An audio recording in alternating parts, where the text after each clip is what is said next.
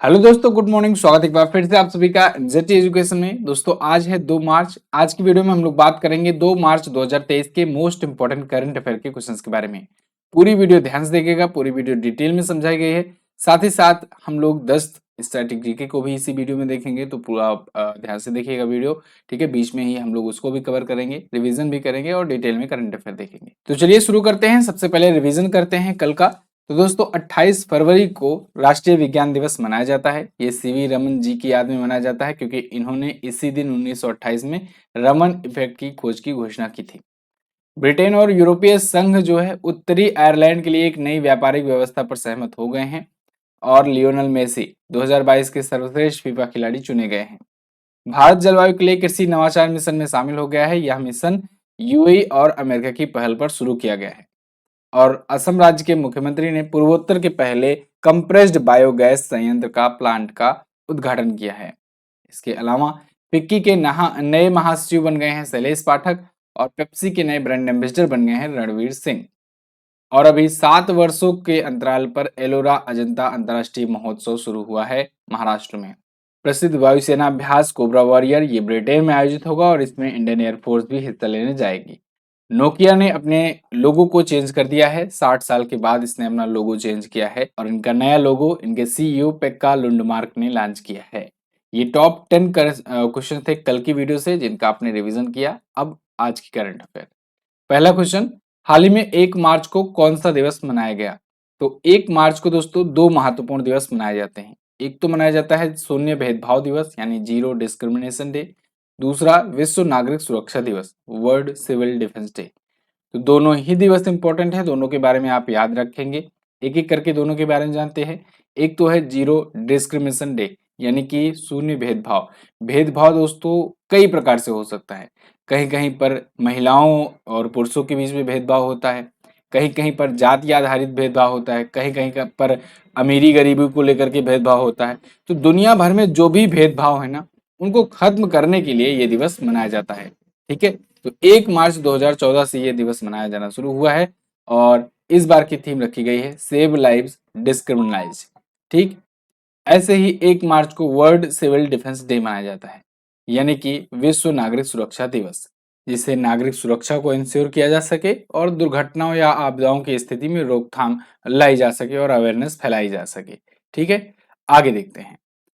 अगला क्वेश्चन, हाल ही में पीआईबी का प्रधान महानिदेशक किसे नियुक्त किया गया? पीआईबी प्रेस इंफॉर्मेशन ब्यूरो, इसके नए डायरेक्टर जनरल नियुक्त किए गए हैं दोस्तों राजेश मल्होत्रा। यहाँ पर आप इमेज में इनको देख पाएंगे, Rajesh Malhotra PIB's new principal DG. तो ये नए प्रधान डायरेक्टर जनरल होंगे, और इनको काफी ज्यादा अनुभव भी है, 30 साल से ज्यादा अनुभव है इस क्षेत्र में। प्रेस इंफॉर्मेशन ब्यूरो अगर बात करें दोस्तों, तो ये समझ लो कि सरकार का एक मुख्य पत्र होता है। मतलब कि सरकार जो भी अनाउंसमेंट करती है, जो भी चीजें रिलीज करती है, तो पीआईबी के थ्रू रिलीज करती है। ठीक है, तो यहाँ पर क्या होता है कि जैसे सरकार के द्वारा कोई अवार्ड्स की घोषणा की गई, जैसे नेशनल स्पोर्ट्स अवार्ड हुआ, तो पीआईबी के द्वारा ही वो सब चीजें जारी किया जाता। तो एक सरकारी न्यूज पेपर है, समझ लो। सरकार की तरफ से जो नोटिस वगैरह रिपोर्ट वगैरह जारी की जाती है ना, इसी के थ्रू जारी की जाती है, जो भी इंफॉर्मेशन जारी की जाती है। ठीक, तो इसलिए पीआईबी इंपॉर्टेंट होता है, और पीआईबी की आर्टिकल्स मतलब समझ लो कि सरकार ने बिल्कुल अथेंटिकेशन के साथ जारी की हुई है। और मैं अक्सर पीआईबी का आर्टिकल्स आपको दिखाता रहता हूँ वीडियोज में। ठीक है, जिससे यहाँ पर तो अभी तो ये इंडियन एक्सप्रेस का आर्टिकल है, पीआईबी का भी मैं अक्सर दिखाता रहता हूँ। चलिए, तो 1919 में इसकी स्थापना हुई थी। नई दिल्ली में हेडक्वार्टर है। महानिदेशक अब हो गए हैं राजेश मल्होत्रा। इंपॉर्टेंट नियुक्ति है, याद रखिएगा। आगे, हाल ही में केरल का कौन सा मंदिर अनुष्ठान कर्तव्यों के लिए रोबोट हाथी को शामिल करने वाला भारत का पहला मंदिर बना? तो वो बन गया है इरिंजादपिल्ली श्री कृष्ण मंदिर। ये केरल में स्थित एक मंदिर है, बहुत ही फेमस मंदिर है, बहुत ही प्रसिद्ध मंदिर है। ठीक है, केरल का। तो यहाँ पर क्या होता है ना, कि मंदिर अनुष्ठान में कुछ चीजें होती हैं, जैसे नारियल चढ़ाना और भी आशीर्वाद लेना टाइप का, बहुत सारी चीजें इसमें होती थी, जिसमें हाथियों का प्रयोग किया जाता था। और ये हाथी जो था ना, ये हाथी बहुत दिनों से वहां के जो कह सकते हैं मंदिर के जो कर्मचारी होते हैं, उनके द्वारा पाला जाता था बहुत सालों से। ठीक है, और इनका यूज मंदिर में किया जाता था। तो यहाँ पर क्या हुआ है कि पेटा पेटा तो आप जानते ही होंगे, PETA people for the ethical treatment of animals. तो पेटा इंडिया ने क्या किया कि एक रोबोट हाथी दिया है केरल को, केरल के इस मंदिर को गिफ्ट में। तो अब इस रोबोट हाथी का काम होगा वो सारी चीजें करना जो एक जीवित हाथी किया करता था। ठीक है, जीवित हाथी के केस में पेटा का कहना यह है कि वहां पर दिक्कत ये आ रही थी कि जो हाथी पाले जा रहे थे वहां के पुजारियों के द्वारा या फिर वहां के जो मंदिर के जो कर्मचारी थे उनके द्वारा, वो ठीक तरीके से, प्रॉपर तरीके से उनको न्यूट्रिशन नहीं दे पा रहे थे, भोजन नहीं दे पा रहे थे हाथियों को पर्याप्त मात्रा में, और साथ ही साथ वो जैसे मारते पीटते वगैरह भी थे। तो ये सब देखते हुए वहां पर ऐसा किया गया कि एक रोबोट हाथी बनाया जाए और उस मंदिर में वहां पर इसे इंस्टॉल किया जाए, जिससे जो जीवित हाथी होता है वो बचाया जा सके और उसको जंगलों में छोड़ा जा सके और वो आजादी के साथ जी सके। ये कहना है पेटा का। ठीक है, तो पेटा ने इसीलिए इस मंदिर को भेंट में इस मंदिर में ये रोबोट हाथी भेंट किया है। केरल के त्रिशूर जिले में ये हाथी है, इसे ध्यान रखिएगा। और मंदिर का नाम है इरिंजादिपिल्ली श्री कृष्ण मंदिर। क्लियर, केरल आया है तो केरल के बारे में हम लोग जान लेते हैं। केरल आप देखोगे इंडिया के मैप में यहाँ पर है, तिरुवनंतपुरम यहाँ की कैपिटल है। केरल के जो सीएम है वो है सीपीआई एम पार्टी से। केरल देखो अपना बॉर्डर शेयर करता है बेंगलुरु से और तमिलनाडु से। देखो कौन सा राज्य किससे बॉर्डर शेयर करता है, इसको जरूर ध्यान रखिएगा, पूछे जाते हैं एग्जाम में क्वेश्चन। आरिफ मोहम्मद खान जी यहाँ के गवर्नर हैं। और झीलों में अगर बात करें तो वेम्बनाड झील यहाँ पर प्रमुख झील है। इडुक्की वन्यजीव अभयारण्य, silent valley national park, Periyar वन्यजीव अभयारण्य, ये प्रमुख यहाँ पर नेशनल पार्क है। पेरियार नदी भी बहती है। ठीक है, और यहाँ पर एक पालघाट भी मैंने आपको बताया हुआ है, पालघाट प्रमुख दर्रा है।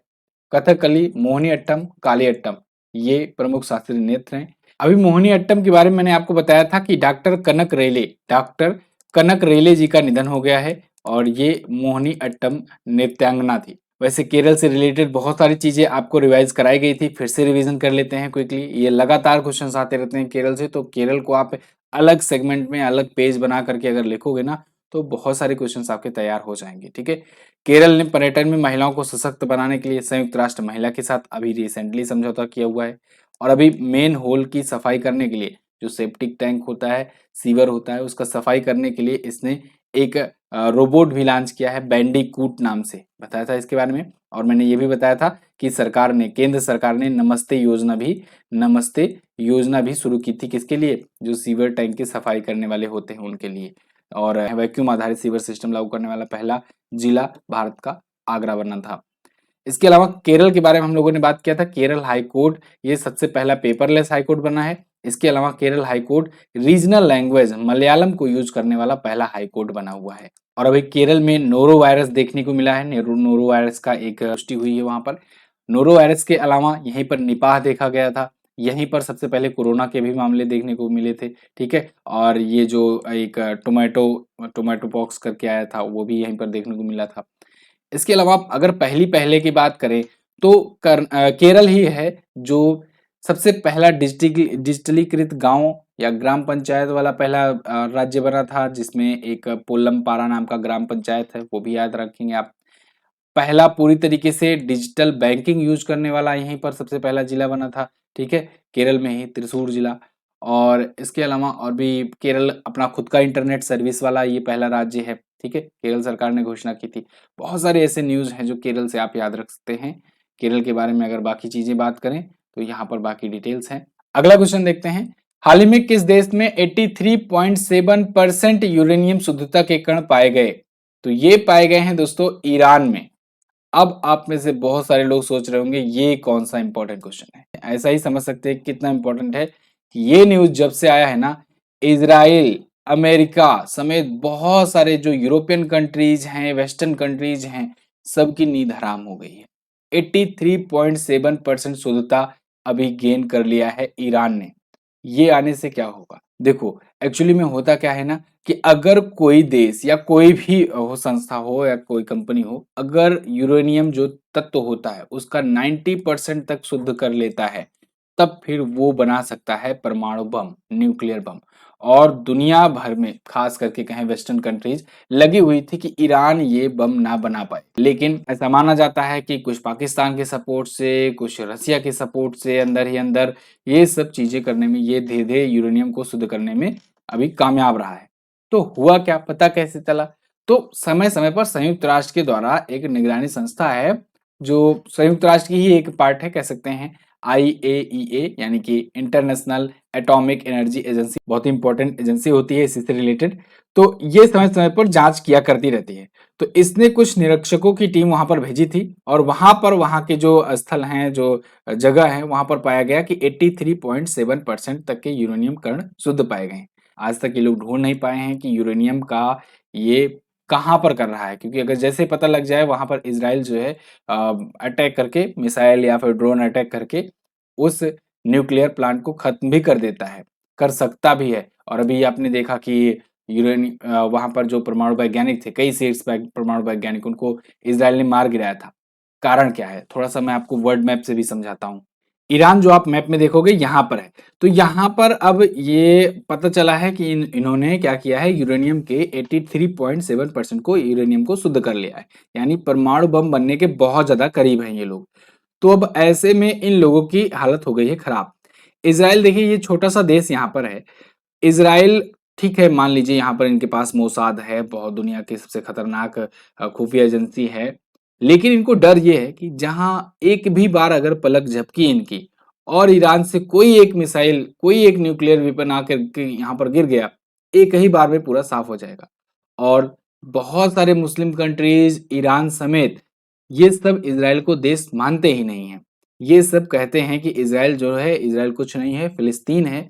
फिलिस्तीन पर इसराइल ने कब्जा कर रखा है। इसराइल को जब भी मौका मिलेगा खत्म कर देंगे, ओपन धमकी दिया करते हैं अक्सर ये लोग। तो ऐसे में इसराइल को डर हमेशा लगा रहता है। अब इसराइल का ही सपोर्ट रहता है अमेरिका पर, ठीक है, तो इसराइल डरेगा मतलब अमेरिका भी डरेगा। ऐसे बहुत सारे यहाँ पर जो यूरोपियन कंट्रीज हैं, ये भी, इनको भी डर बना रहता है। क्यों? क्योंकि ईरान जो है ये रसिया का सपोर्ट करता है। रसिया को बहुत सारे इसने अभी ड्रोन भेजे हुए थे, जो कि यूज किया गया अभी यूक्रेन वार में, ठीक है। तो बहुत सारे लाख मना करने के बाद अब आप सोचोगे कि ईरान रूस को क्यों भेज रहा है। देखो, दुश्मन का दुश्मन दुश्मन का दोस्त होता है, सिंपल सा लॉजिक है, बहुत ही पुराना। तो यहाँ पर भी वही हुआ है कि ईरान ने रसिया को सपोर्ट किया, क्योंकि बाकी जो यूरोपियन कंट्रीज हैं वो यूक्रेन को सपोर्ट कर रहे थे, और अमेरिका जैसे देश ईरान पर इससे पहले सैंक्शंस लगाए थे, इसलिए ईरान रसिया को सपोर्ट कर रहा है, ठीक है। तो ईरान अपने ड्रोन्स वगैरह भेजता रहता है। अब यहाँ पर रसिया ने उसको बदले में न्यूक्लियर टेक्नोलॉजी दी है, एक प्रकार से कहें कि न्यूक्लियर वेपन बनाने के लिए उनको यूरेनियम शुद्ध कैसे किया जाए, उसको कैसे प्योर किया जाए, ये धीरे धीरे मदद कर रहा है रसिया, जिसका नतीजा आपको ये रिपोर्ट में देखने को मिल रहा है, ठीक है। तो ये क्वेश्चन बहुत ज्यादा इंपॉर्टेंट है, इसको हल्के में मत लेना। चलिए आगे बढ़ते हैं हम लोग। हाल ही में जीएसएमए ने दूरसंचार नीति और विनिमय में सर्वोत्तम प्रथाओं को लागू करने के लिए किस देश को गवर्नमेंट लीडरशिप अवार्ड 2023 प्रदान किया? तो ये अवार्ड मिल गया है भारत को। जीएसएमए ने दूरसंचार और नीति और विनिमय में सबसे बेस्ट संस्थाएं चुनी है। देखिए, ये जो आर्टिकल है ना, जो मैं इस टाइप से आपको पेज दिखाता हूँ, ये पीआईबी का ही होता है, ठीक है, पीआईबी का ही होता है। यहाँ पर आप देखो, पोस्टेड ऑन 28 फरवरी, ठीक है, ये टाइम, उसके बाद पीआईबी दिल्ली। तो ये मतलब हुआ कि सरकार के द्वारा ही ये जारी किया जाता है, प्रेस रिलीज किया जाता है। तो इसी में सबसे पहले रिलीज होता है, उसके बाद बाकी जो न्यूज एजेंसियां हैं वो यहीं से लेती हैं आर्टिकल्स, ठीक है। तो ये मैं आपको अक्सर दिखाया करता हूँ ये चीजें।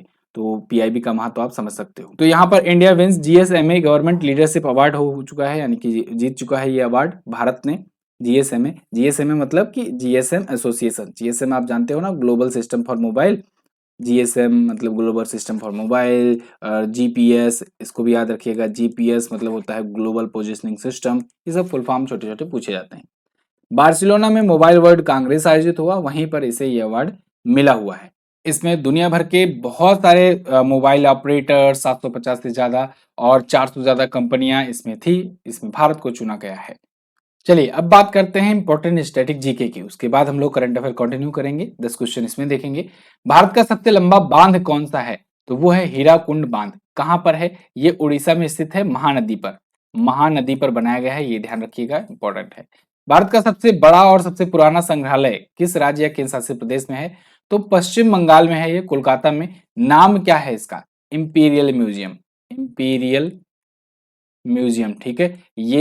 ये भारत का ही नहीं बल्कि एशिया पैसिफिक क्षेत्र में भी सबसे बड़ा है।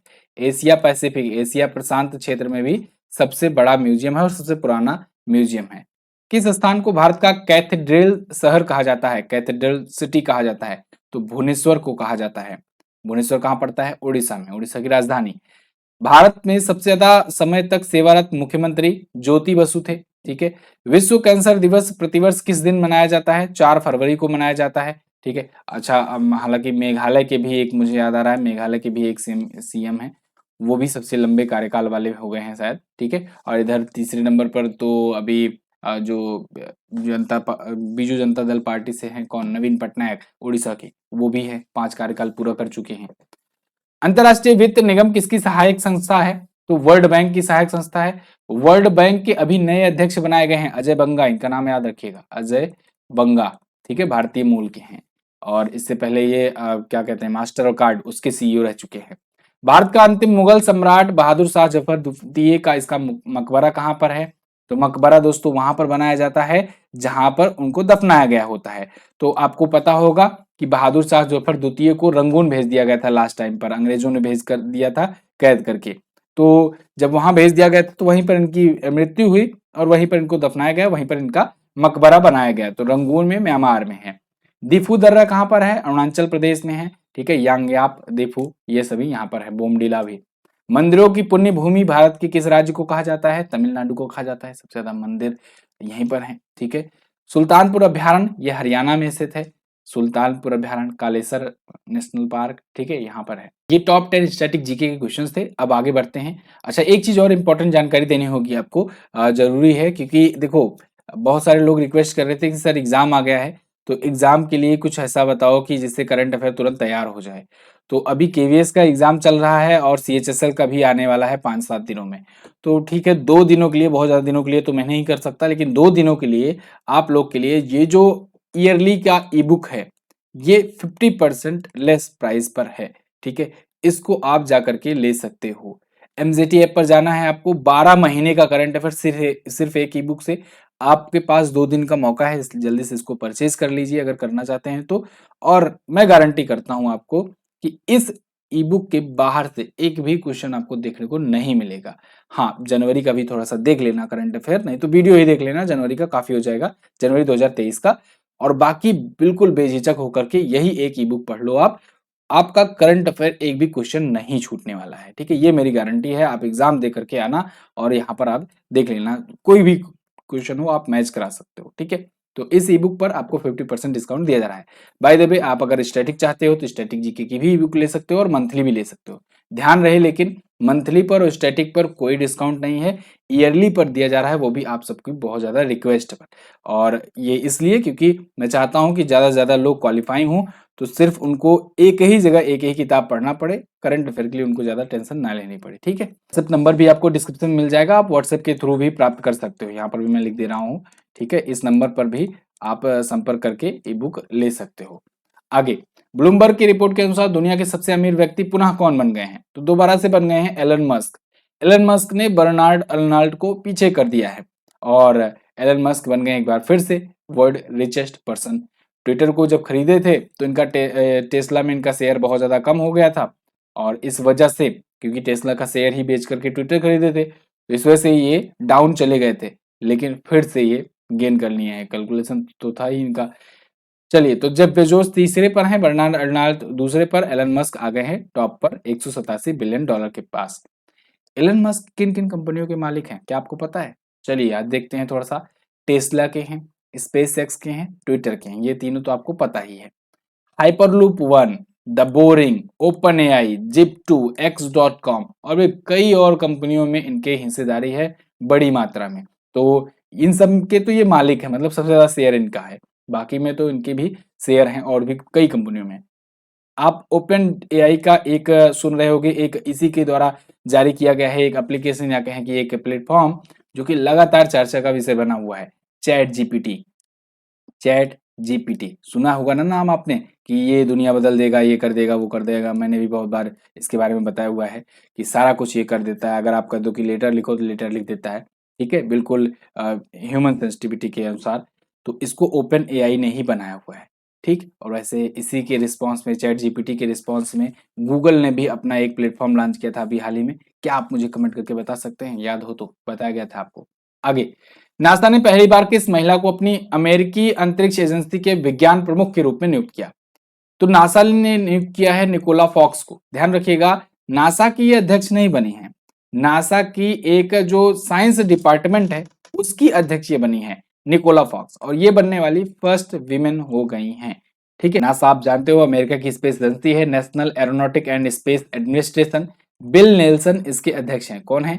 बिल नेल्सन इसके अध्यक्ष हैं। स्थापना 1958 में हुई थी, जब भारत में डीआरडीओ स्थापित हुआ था, तब वहां पर नासा स्थापित हुआ था। वाशिंगटन डीसी में इसका भी हेडक्वार्टर है, जहां पर वर्ल्ड बैंक और आईएमएफ का हेडक्वार्टर है। ठीक है, तो ये विज्ञान निदेशालय का नेतृत्व करेंगे निकोला फॉक्स। निकोला फॉक्स के पास काफी अच्छा खासा एक्सपीरियंस भी है।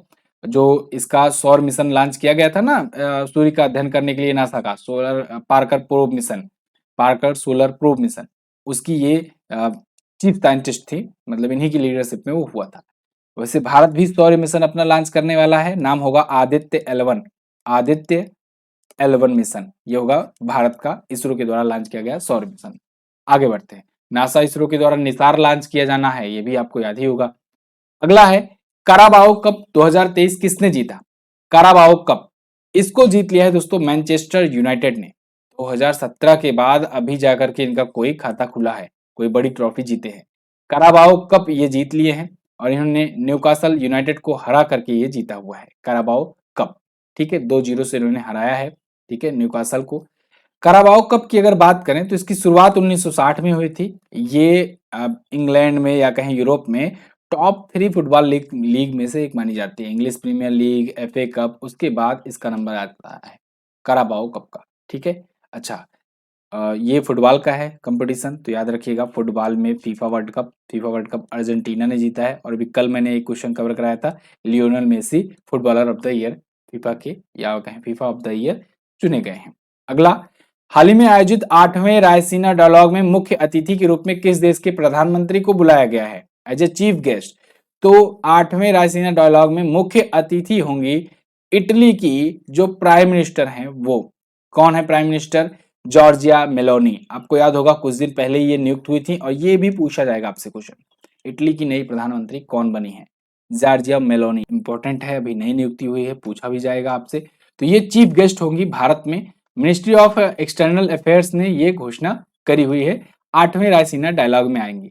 ये रायसीना डायलॉग क्या होता है? देखो, रायसीना डायलॉग समझ लो कि भारत के द्वारा एक ऐसा समिट होता है जिसमें दुनिया भर के लीडर्स आते हैं भारत में, और ये भारत में ही आयोजित होता है प्रत्येक वर्ष। नई दिल्ली में प्रत्येक वर्ष होता है, 2016 से ये रेगुलर आयोजित किया जा रहा है। प्रधानमंत्री नरेंद्र मोदी जी की अध्यक्षता में आयोजित होता है। तो इसमें दुनिया भर के तमाम देश आते हैं और उनसे आर्थिक, विदेश नीतियां और भी बहुत सारी चीजें लेकर के डिस्कशन होता है। ठीक है, जलवायु वगैरह पर भी। तो यहाँ पर एक मुख्य अतिथि चुना जाता है। इस बार मुख्य अतिथि चुना गया है इनको, ठीक है, जॉर्जिया मेलोनी को। नई दिल्ली में आयोजित होगा 2 से 4 मार्च, यानी आज से शुरू हो रहा है, 4 तारीख तक चलेगा। थीम रखी गई है provocation, uncertainty, turbulence, light house in the tempest. ठीक है, ये थीम है। तो 2016 से प्रत्येक वर्ष आयोजित हो रहा है। आगे बढ़ते हैं, हाल ही में एएसआई ने कहां पर 1300 साल पुराने बौद्ध स्तूप या बौद्ध मठ की खोज की? तो ये खोज हुई है ओडिशा में। ओडिशा में पुरी जगन्नाथ मंदिर का विस्तारीकरण का काम चल रहा था, उनके आसपास में खुदाई चल रही थी, वहां पर मिला है 1300 साल पुराना एक बौद्ध मठ। आर्कियोलॉजिकल सर्वे ऑफ इंडिया ने ये खोजा हुआ है और ये बताया जाता है कि भौमकारा राजवंश का है। इसकी ऊंचाई 4.5 मीटर बताई गई है। इसमें बताया गया है भौमकारा राजवंश के द्वारा 8वीं से 10वीं शताब्दी के बीच में ये बनाया गया था। भौमकारा राजवंश में अगर राज्य का नाम पूछा जाए तो तोसल कहा जाता था इस एरिया को। ठीक है, उड़ीसा के कुछ हिस्से इसमें आते हैं, तो वहां पर ये पाया गया है। तो उड़ीसा में अगर जिला पूछा जाए तो आप बताएंगे जाजपुर जिला। वहां पर सुखुआपाड़ा गांव के परभाड़ी में कोंडालाइट खनन स्थल पर ये खोजा गया है। किसके द्वारा? आर्कियोलॉजिकल सर्वे ऑफ इंडिया के द्वारा, भारतीय पुरातत्व सर्वेक्षण के द्वारा। क्लियर है ना? ये टॉप 10 करंट अफेयर के क्वेश्चंस थे आज की वीडियो से। आई होप आपको ये समझ में आया होगा। जो क्वेश्चन नहीं समझ में आया है आप कमेंट करके बताइएगा, मैं पुनः प्रयास करूंगा उसको समझाने का। और वीडियो में बने रहने के लिए बहुत बहुत धन्यवाद। लाइक शेयर कर दीजिए। उड़ीसा के बारे में यहाँ पर बेसिक चीजें मैं दिखा देता हूँ, समय अभी नहीं है, वीडियो बहुत लंबी हो जाएगी। चलिए आगे बढ़ते हैं। मैं आपसे कल पूछा था कि सैटेलाइट फोन यूज करने वाला दुनिया का पहला national park Kaziranga national park है, कहाँ पर है? असम में है। कर्नाटक में लोकसभा सीटों की कुल संख्या 28 है। आज आपको बताना है सीवी रमन को किस वर्ष भारत रत्न से सम्मानित किया गया। इसके अलावा पद्मश्री शिव मणि निम्न में से किस वाद्य यंत्र के वादक हैं। दोनों क्वेश्चंस के बारे में आपको जो भी पता हो डिटेल में जरूर आंसर करना। इस वीडियो की पीडीएफ और क्विज वगैरह सब आपको यहाँ पर एप्लीकेशन पर मिल जाएगी। यहीं पर आपको ई बुक भी मिल जाएगी, जिसको इसको लेना है जाकर के ले सकते हैं। बहुत बहुत धन्यवाद, मिलेंगे अगली वीडियो में, तब तक के लिए नमस्कार, जय हिंद, वंदे मातरम।